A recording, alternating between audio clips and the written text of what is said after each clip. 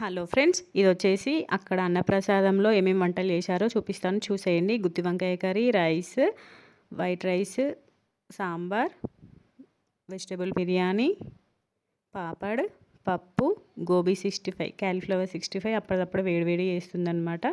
So ఇంకా మేమైతే plate తీసుకున్నాం. అప్పటికే 2 ఏమో అయింది.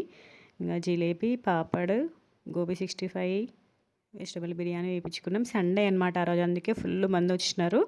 సో మేమైతే వేయించుకొని ఇంట్లోకి వెళ్ళాం. ఇంక బయట ఎండ ఎక్కువ ఉండే అనమాట, అందుకే ఇంట్లోకి వెళ్ళి తినేసినాం. మ్యాక్సిమం అందరు లేడీస్ ఇంట్లోకి వెళ్ళి తింటారనమాట, జెంట్స్ బయట తింటారు. ఇట్లా ఇంటి ముందు ప్లేస్ ఉన్న వాళ్ళందరూ అక్కడికి వెళ్ళి కూర్చున్నారనమాట. దక్షి కూడా వచ్చింది. ఇంకా మా అక్క వీళ్ళందరూ అక్కడ దగ్గర కూర్చొని తింటారు అనమాట. కన్నయ్య కూడా ఆ రోజు అందరు వచ్చారు కదా, అందరిని చూసుకుంటూ ఉండడం అనమాట. మేమందరం తినేసినాము.